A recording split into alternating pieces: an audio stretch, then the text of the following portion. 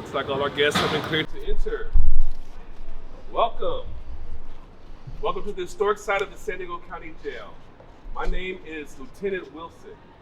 For our purposes today, this facility is serving as a maximum security state prison for men in the custody of the state of California's Department of Corrections and Rehabilitation. The word rehabilitation was added to our name in 2004, and it remains key to the CDCR's mission. About 95% of our population will be coming home and will one day be our neighbors. Currently, the state houses approximately 100,000 in its institutions and oversees over 30,000 individuals on parole. Excuse me, is this where I go for visiting? Ma'am, if you're here for visitation, I think you're in the wrong location. This officer will show you where you need to go. Can you take your friends outside first? Yes, sir. Right this way, ma'am. You're gonna need to take that purse back to your car and just bring your key, your ID, and only up to 50 and dollar bills to quarters. Do you have another top in your car? I don't. Nah, you're gonna need to go to friends outside and get a more conservative shirt before you'll be allowed in. And by the way, if you're wearing an underwire bra, you're gonna need to put the wire to get through the middle. Okay. Come this way, please. Keeping the connection of family is part of the rehabilitation process. It is not our jobs to judge or punish those in our care. The separation from the community is their punishment. We can move this way. It's where we're going.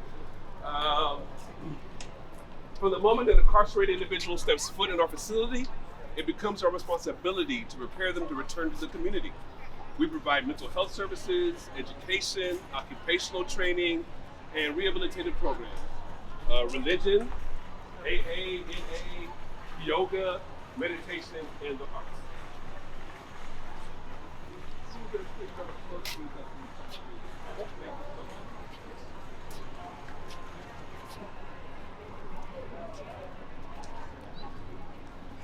Stop here for a moment. By the way, as you enter, you sign a release stating that you recognize in the event any of you are taken hostage, we will not negotiate for your release. This is in your best interest. The population understands this protocol and it deters them from taking anyone hostage, for the most part. Everyone good with this? All right then, let's go.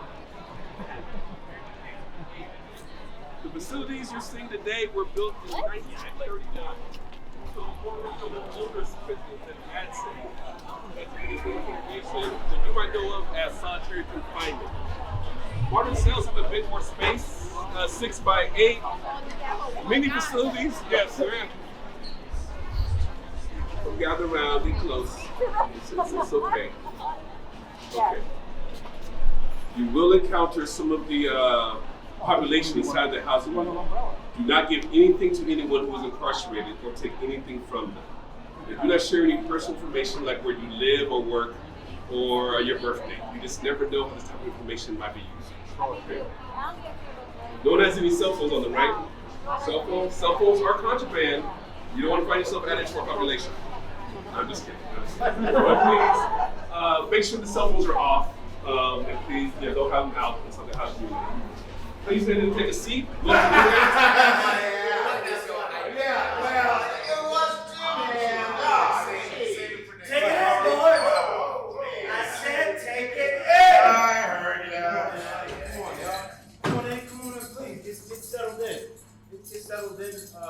Welcome to our condo, provided free of charge by the state of California. These party guests you're talking about? Do they bring pizza for the game? Man, we are not concerned about football. Why would you want to come here? Are you expecting another version of Locked Up? Just here to gawk at us? Yeah, ain't no Birdman of Alcatraz here. Life is very controlled. Look, they all just want to learn about life on the inside. Well, that's mighty nice of you to come by and see our home. It's nothing like what they make in the movies. I don't call this place a home. This is anything but a home. You live in a home. Here, you just exist.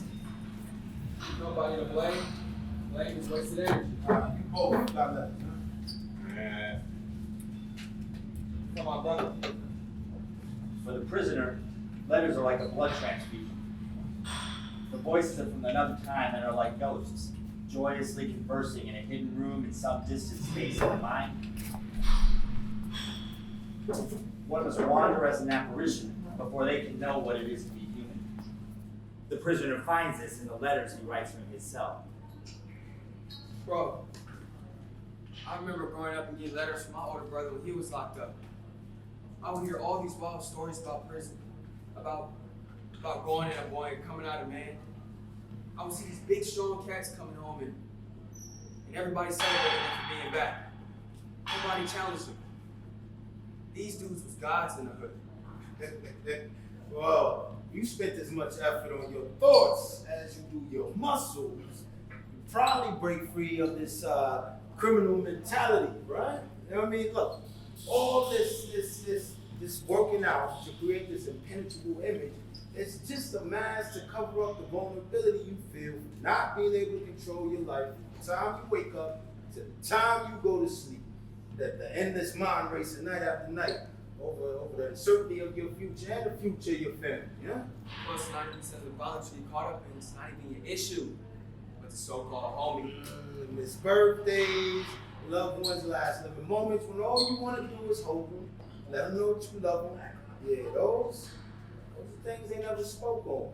It's the mental price of incarceration. Those are the things that I wish I heard. You know? You're right. I really do gotta exercise the muscle in my head. Man, my life has been stuck on repeat. Every day, waking up at 5 a.m. to realize that I'm still in prison and the nightmare isn't over. I got no choice but to get out of bed and start my morning, putting my socks on, brushing my teeth and brushing my face. Waking up in this box, it just seems like the good days just blend with the bad. Going to chow, waiting on mail call, going out to the yard, watching TV, day in and day out. This isn't living. Look, the only thing that's incarcerated is your body. Remember that, huh?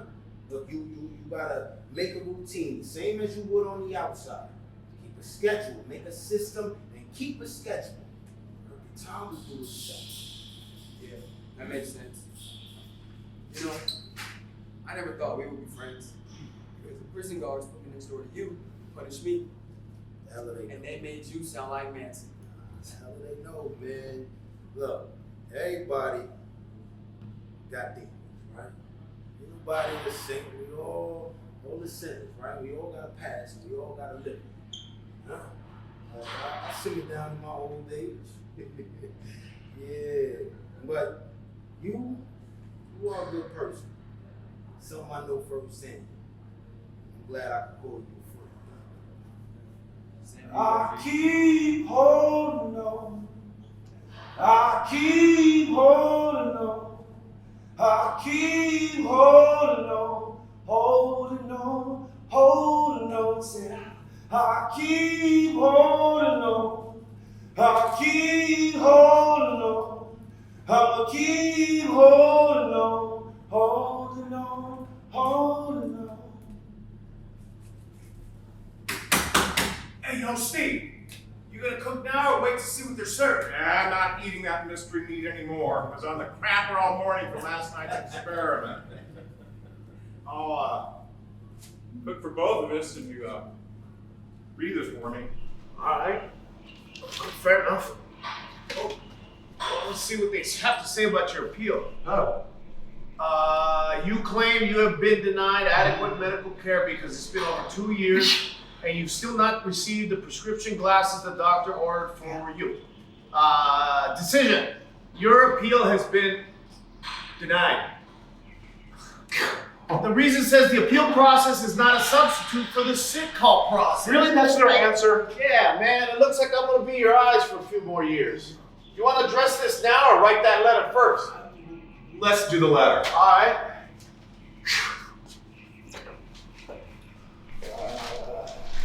So, dear Mary, hi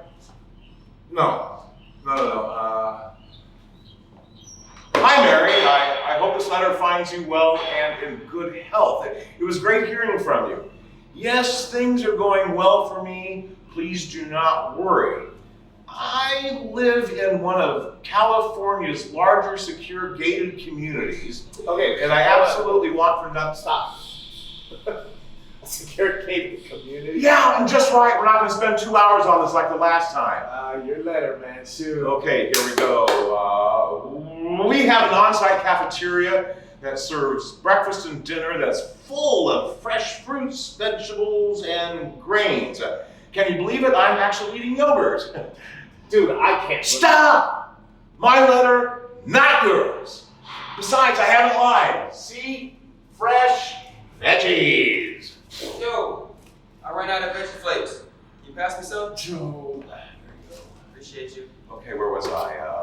Next paragraph. They have on-site medical that is like super fast, and they have dental and eye too. I can't believe Just right! One of my favorites here is they have free laundry pickup.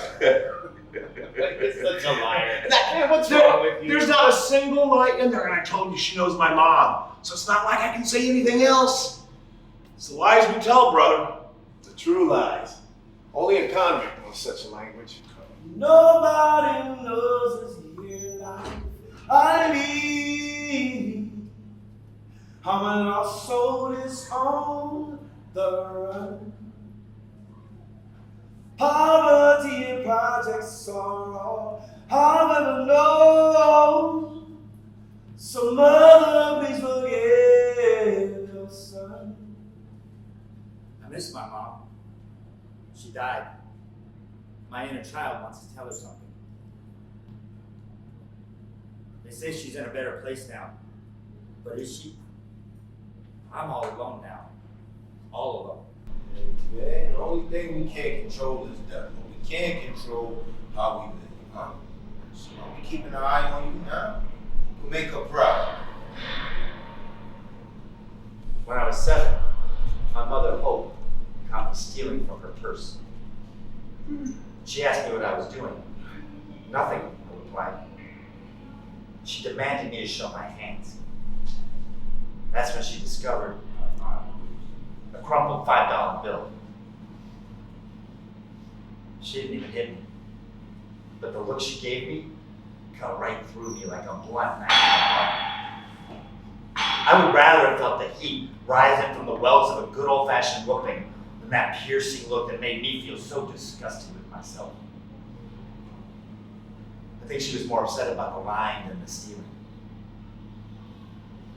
Nevertheless, she forgave me. When I was arrested for murder, I told her I was innocent, but they found me guilty. Even if I would have killed that man, I think she still would have forgiven me. Because that's the kind of person she was.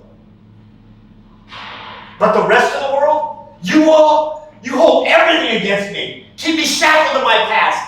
It don't even matter how much I show them I've changed. They won't grant me parole because I told the truth. Said innocent. To be granted parole, you gotta go in front of the court. Right? And atone for your sins, and part of that is that you have to admit guilt. What if you're actually innocent? Should you admit to a crime you didn't commit just to have a chance at freedom? What if I called you a liar and a thief? What if I held you in that gruesome life forever? It didn't matter that you're a tax-paying, law-abiding citizen. My mother died 7 days ago. She is the only person that ever forgave me and allowed me to redeem myself. Without her, I'm hopeless. After this, even God won't forgive me. Oh, whoa, look. I know you feel like nobody hears you or even cares right now, but look, I hear you and I care. Listen, I know you feel the system is screwed you, and in some ways it did. Life without it's absurd, but forget about the time. You need to work on yourself so you don't have to create another victim, huh? If you're honest with yourself, you know you could. Prison, it gives you the chance to look on the inside and work on yourself. And I know that you're probably saying coming to prison was the worst thing that ever happened to me. But one day you're gonna realize Prison is the best thing that ever happened to you. So turn this tragedy into triumph and think twice about killing yourself. Prove to the system by working on improving yourself and demonstrating to the system that you are not a danger to society. Look. You know what? Miss Tuesday, down at education, look, she wants you to lead a tutoring program. It's the review book. She needs you there to review.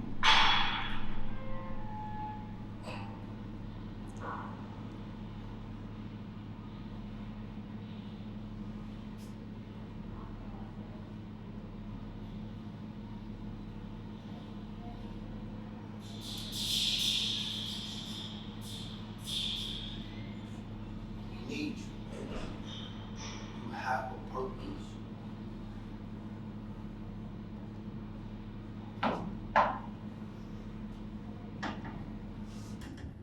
Hey, yo, Steve. You running this program? I seen the chapel. You know what I'm saying? At the chapel, the sponsor running the. No, not me. That's me. Thanks, Lucy. Yeah, man.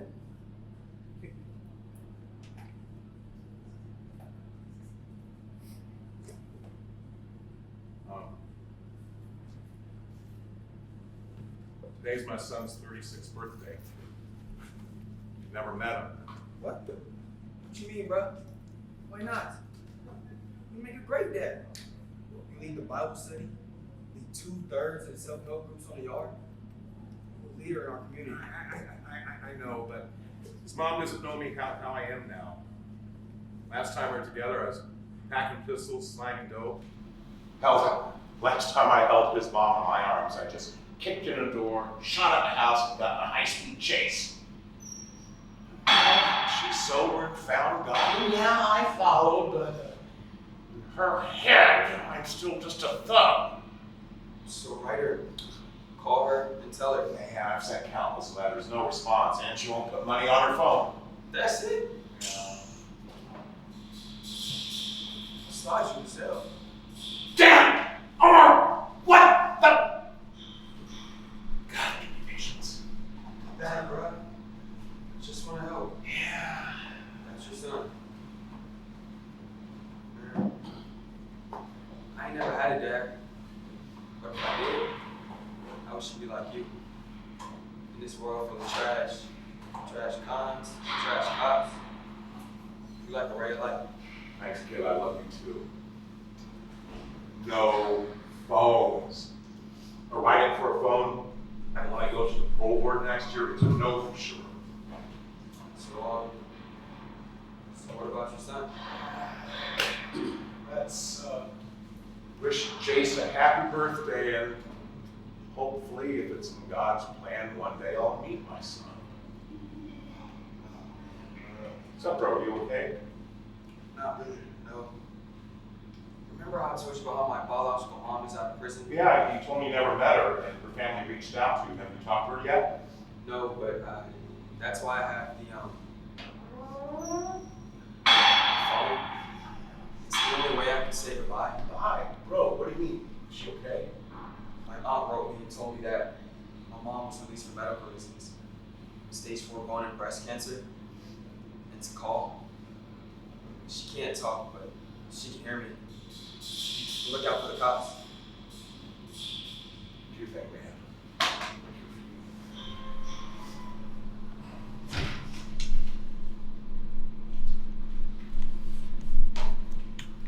Hey, it's Omar. She can hear me though, right? Thanks, Omar. Mom, I want you to know that I'm right there with you. I'm holding your hand, and I want you to know that I've thought of you every day since the day I've been told about you. Mom, I know we never met, but give me to a good woman that took great care of me. I had a perfect attendance through school. I had my first heartbreak at 15. I'm really good at sports, and I love to sing.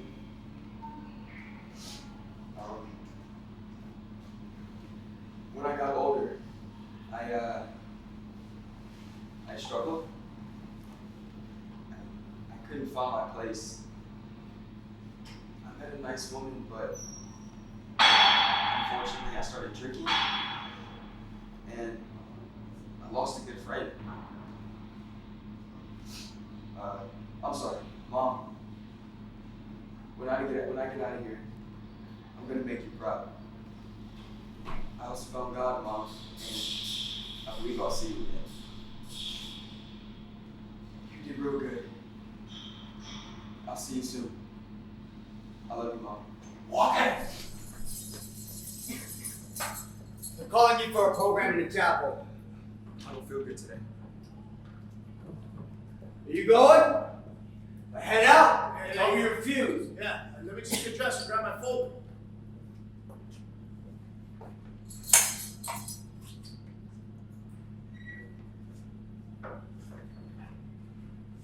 Here we go. Frozen in time in this picture. It's been 21 years. We getting old, Prima. At least I am. Cynthia, you'd be proud of me. I've been sober 34 months now. Forgive me for cutting your life short. I was immature. I should have never got behind the wheel. But I did. And I lost you on that stretch of highway we both know so well. We were one exit from home. It's crazy how these classes I take help me look at life in a new angle. For real, Cynthia. I'm sorry. You should still be here, enjoying your own clan, living life. You really were a strong, fierce young woman. Yeah, I will always be in your debt. Today I'm living a life that honors you, so forgive me for disrespecting you and dishonoring you all those years. I was living in denial. I can see you right now saying, "Estás loco, way." But on the real, I'm good today.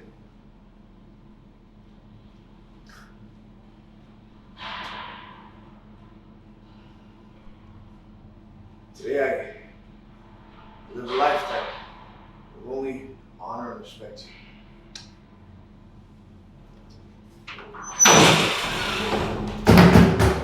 What I'm going through, they only know what they were allowed to see. Nobody knows all the pain I feel inside. Nobody knows. Nobody knows. Nobody knows. Have you ever been alive, lifeless? This is what prison feels like. Being alive with no life to live, buried on top of the cement. I was a kid when I came in. Now I'm a granddad. It took 12 years of me being in prison before I learned I was a father. Learned that by accident. I don't even know what my kid's face looks like. Or my father's. Like father, like son. Boy, would I give to break that training wheel. Sometimes it's hard to answer my ongoing question. Who abandoned who? Hey man, it's just life of a gangster. It's my own fault. I just felt good to have someone else to blame. That was me, that pistol. I drove that car. Ultimately, I chose this prison of no life to be my home. Look, don't get too confident. You just focus on the long game and get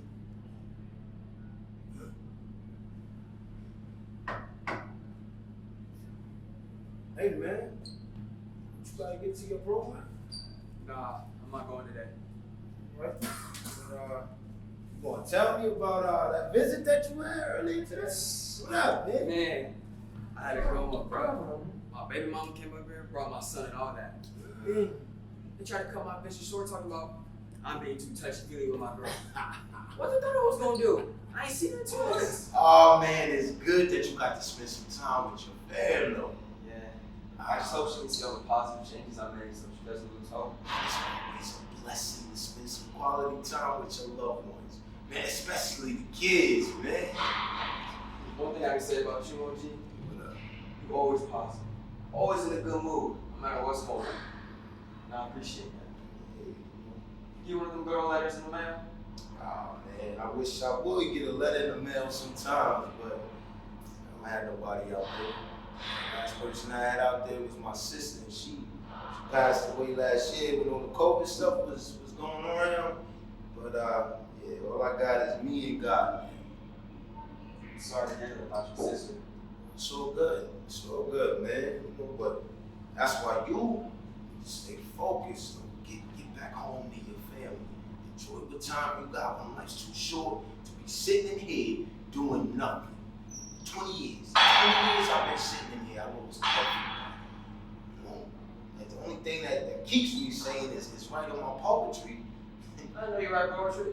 Yeah. Let me hear what you wrote. Because I might need you writing something for my girl. Yeah, all right. Look, I wrote something today that I read for you. You know what I mean? It's called Dreams for Better Days. It goes like this.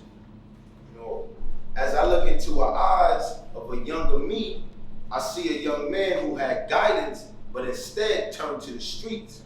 A young man with intelligence and a potential to do great, who chose a path of destruction, and that became his fate. From juvenile detention and elevated to county jail, where the only thing he looked forward to was canteen and mail. 20 years later, as I sit here surrounded by these four walls, I ask myself, what would life be like if I had lived for a different goal? A house, wife, maybe some kids to raise. These are my visions and dreams that day. Right, OG? Yeah. I didn't know you get down like that. Yeah, you know, writing is it keeps me sane, you know, it gives me something positive to do. My advice, for real, is use these last couple of years that you got left to better yourself. Make yourself more productive. Get back to your little man and show him the way. Word. You know, sometimes I feel our fathers make us who we are. They can make us monsters, just like them. Leave scars, just like them. You would die? How about you? You would die? But sometimes I see people who had good loving fathers, you know, who protected them. Something so alien to me. I had a father, but he hated me.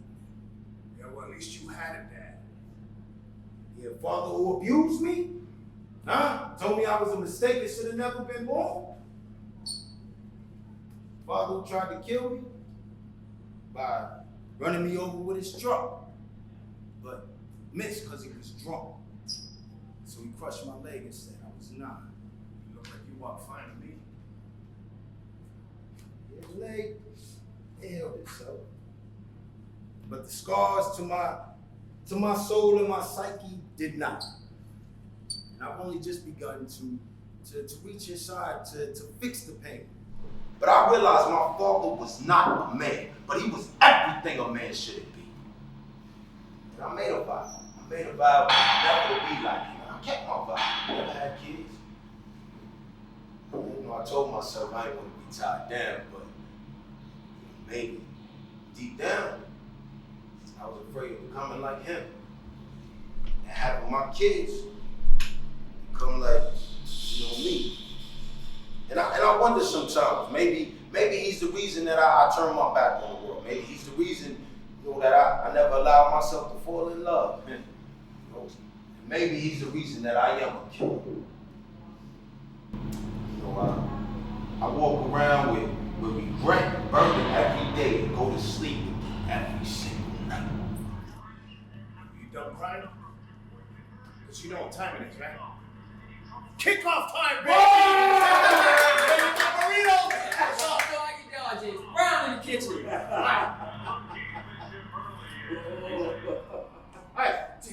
Hey, what the hell? Damn, you messed up the power. What's going on? We're gonna miss the game. Son of a bitch! Oh man, just when my hooch was almost done. Hey, at least I got 2 good cups out of it. Hey, Dave, you blow the power. The whole power's out front and back, man. Yeah. Damn, it's hot as hell. No fans, no TV. Yeah, man, it was my fault. I must have touched the cables and I ground it out. Man, everything was working so smoothly, but you know, players mess up sometimes. Well, no worries. I need to find an extension cord, though. I don't want to miss the game. Man, I got an extension cord here. Whoa! I'm plugged in. Here, let me feed you this other line. Cool. There we go. Yeah. I don't want to miss this. Good. Yeah!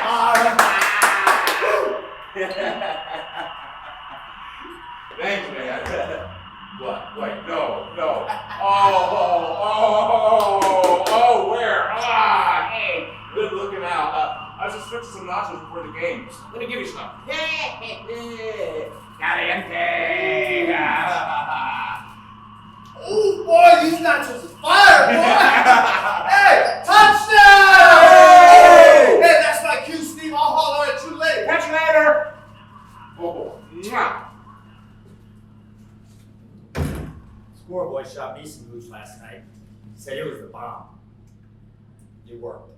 Numbed the pain till I woke up. The loneliness won't go away no matter how hard I try. These guys wear it like a badge of honor. Me, I can't. Maybe deep down they feel the same way I do. Been down 20 years and I ain't got no tears. No. Spent time in the shoe and I still ain't blue. No. Can't keep a man down. Can't keep a man down. No.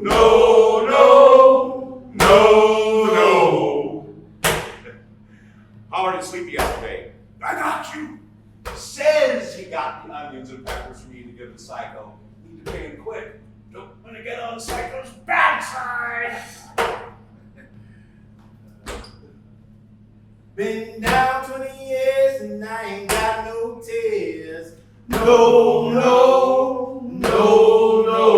Spent time in the shoe and I still ain't blue. No. Can't keep a man down. Can't keep a man down. No.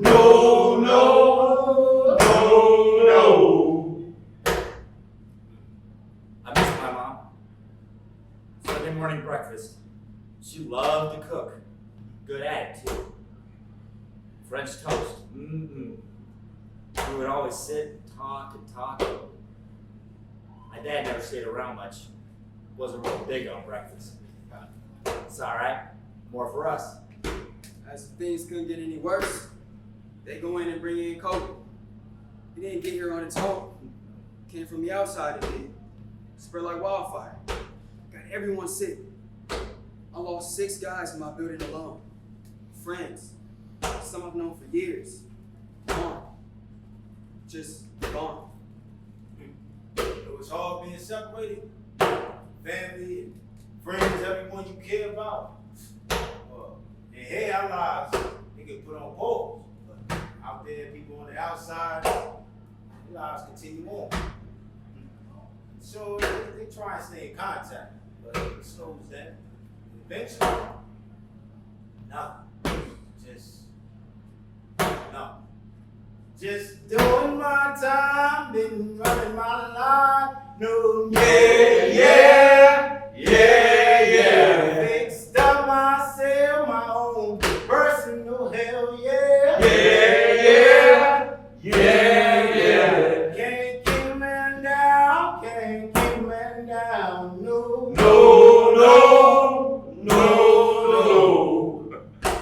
Lucky he went to board. Got a date. Been in prison 40 years. Now he gets terrified. Says all of his family and friends passed away. He's going to parole to a cardboard box under the bridge.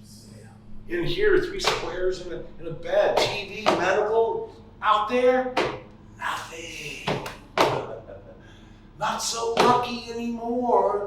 You know, will I be anything other than a criminal to you? Is that the sum of my parts, the value of my work? Once a criminal, always a criminal, right? When is my debt to society paid? Will I ever be free? You can't keep a man down. Can't keep a man down. No, no, no, no. My reality would tear down your belief of who you are. You try to grip what's solid in what feels like quicksand. In times I'm down, I still live as I'm up. There's growth in every step, no matter what you're picking up. To be more than who I am is who I'm dying to be. Who I am isn't living to me. Do you understand? I need a moment to heal these aches caused by these walls I break through, feeling like I'm the only one who keeps it real. Friends, family, they abandoned me. Nothing seems to ever go right.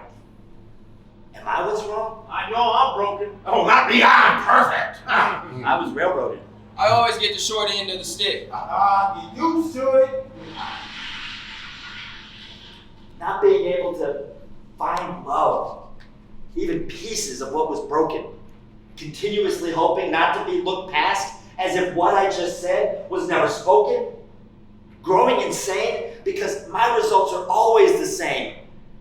I'm staying strong, growing stronger, moving in these trenches waist deep. My life is what yours can be. Ask the others who share this life and you'll see. Would this reality tear down your belief of who you are? Well, I mean, would it? Can you even imagine yourself here? Or do we look too different from you?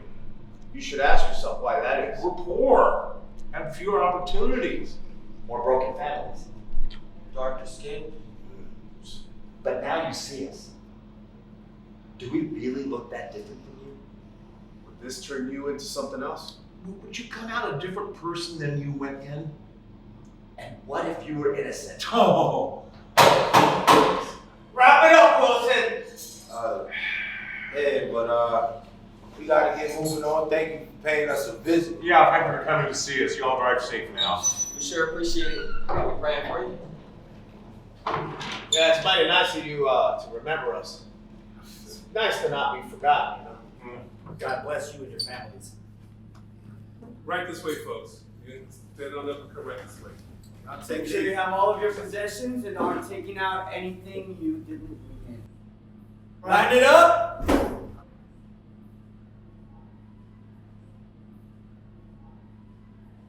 Don't forget us, y'all. We here. Line it up. Take care. Hands behind your back. Move up. Heel toe. Heel toe. Against the wall.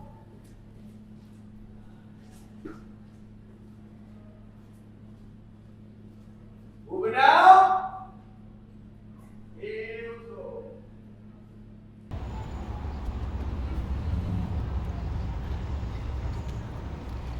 Moving out. Thank you for visiting with us today on that educational enriching. Hold on, this is a visitor, it's not part of our party. Go on ahead, ma'am. Oh. I know, baby, but your dad's gonna come back to his apartment now. But don't worry about it, we'll see him again next week. Oh my gosh, look, there he is. I know. Bye, Daddy. Love you. I love you too, little man. Be good. Bye. Thank you. All right, folks, come on, we're gonna clear this way. Clear through the gates. Please join us over here at the circle. Our representative will be with you shortly and we'll be recovering your visitor badges. Please take a seat at the circle. Representatives will be recovering your visitor badges shortly. Thank you very much. Right pairs, but for the most part it's individual. And then we bring professional actors into the facilities to perform. but because we're workshopping the plays along the way, reading them in class, giving feedback, oftentimes some of the participants themselves discovered talent as actors, and so they may get cast by their peers in their plays as well. And so we have professional actors and artists from the inside performing the plays, and we get a chance to just create fictional plays. Even if we're writing about reality, we allow the opportunity to fictionalize, to change the ending, to think of a moment where you wish you had said something and you get to say it. So it's a really great process for expressing ourselves, our emotions, and we have a lot of fun. We do theater games as well, so we have fun and we have big conversations, and it's just a joyful space to be in. So that's what we were trying to create here, in a sense of what the stories that we get to hear, and how you kind of maybe walk in feeling one way but leave feeling a different way. And so this, when I showed them the pictures of the jail cells here and gave them the prompt of, you can each write 1 3-minute play that's either a 2-person play or a monologue. And I got several submissions. Pablo helped me to process them, as well as a couple other people who read through and gave notes and identified themes, and then built connections between the different pieces, which ones were most representative of what the brainstorming sessions we had, what they said they wanted to talk about in that. And so we wove it together, and we had a lot of support with a lot of different people piecing it together, and it still feels like it's in a workshop mode in terms of this is the first production of it. Thank you for taking the adventure and coming with us. And I want to introduce Pablo. You want to introduce yourself? Hi, my name is Pablo Cincio. I was also formerly incarcerated and got into playwrights when I was incarcerated in the state prison. I did nearly over a decade. This is the arts. I don't consider myself an artsy person. I like more logic and stuff, and arts is that. But the arts is an effective way to learn how to communicate through painting, through playwrights, through scripts and stuff like that. So the aspect and seeing people get changed by the arts is like surprising when you're not aware of it. And to see people do art be their creative outlet is just amazing. So that's why I became, when I got released 13 months ago, I reached out to her because I wanted to give back in that sense, and it's just an amazing experience. Appreciate you guys coming out. I guess in every institution is slightly different, because when I was, the structure that was pretty simple for me. I had a couple buddies who were in the program, and like how he said, the enthusiasm and stuff, and being able to write something in an artistic way, in a formal way, but if it write something and have someone criticize, if it makes sense. Because in our own head, we could write all types of cool stuff, but when someone else reads it, they're like, that's not the good. Or it doesn't connect the dots. It doesn't connect the dots. It doesn't flow. And so that started me on a journey of trying to figure out myself. Why do I do the things that I do? And in doing so, I had to dig up a lot of things from my past that I was ashamed of, that I did, that I didn't want to share with people, things that I couldn't believe I had did. And I had to resolve those issues. I had to confront these issues, because the best way to explain it for me is you can hide something, you can bury it, and it's only between you and God, but it's still running in the background like an app on your phone, I had a chance to parole after 16 years, right? So knowing that, it was kind of in the back of my mind, hey, you know what? I do have a chance, no matter what anyone else said, right? And so what I came to the conclusion was that I was removed from society because I wasn't safe for society. So how do I make myself safe for society? I might still be a human being that makes all these mistakes, but how do I make myself safe enough to where they feel comfortable opening up the gate and letting me out? And that's what I worked on. And a lot of these programs, like playwrights and all these things we did, it made an impact, because we start looking at ourselves like we're in a situation and that our life's not over. Yeah. And one of the things is, who doesn't make mistakes, right? Yeah. That's human. Yeah. That's just natural. I have a quick question for the group. Did the play affect you in any way? If you don't have to share it, but did it have any type of effect on you, as far as good or bad? I felt like there were several moments that I was tearing up. I definitely connected to it, and especially the music part, I think just added a whole other emotional element to it. It kind of reminded me of Negro spirituals, just even in hopeless situation, music can always bring some sort of uplifting. So I connected to that. I guess thinking about people who are in prison is not something that I do all the time because it's not, I don't have like, actually I have family who is, but kind of one of the things that connected to me was like that life, when you're not in prison, you just kind of like go through life. And I think it was a very impactful reminder that to make sure that we're reaching out, because we can get so caught up in our own lives that it's hard to remember when you're not confronted with it all the time. For sure. And that's something I feel like there's a little lacking in there for guys who aren't ready for it, because there's a lot of stuff like how to apply for your social security card, how to get a driver's license, how to build a resume, and these things are kind of like touched on a little bit, but they more focus on rehabilitation, on like how, like why you did what you did. But there's a lot of things that like, but some of us were like aware of some of it. And so when we get out, you know, and there's a lot of programs, like guys can parole, and when they're on parole, they have so many opportunities. You can get EBT, there's sober livings all over. Your parole agent will put you somewhere. Then they took care of me. I didn't have to pay for nothing. I went into a sober living for a year, right? And my parole agent drove me to a job interview because I asked. You know, and I got a job working at the 99-cent store. So there's like opportunities for parolees. Just a lot of people don't know them, or they're too scared. You know, and so there actually is a lot of like ways that you can get stuff. Good evening, everybody. My name is Ahmed Kenyon. I'm a board member with the Playwrights Project, but I am also formerly incarcerated myself. I spent 6 years in the California Department of Corrections, paroled about 20 years ago. I just want to say hats off to all of you. Yes. That's what's up. Like, you know, we just went back in with Cecilia, Yolanda. We went back in a few months ago. It was my first time going back into the Department of Corrections. I actually went back to the prison I paroled from. It had been 20 years.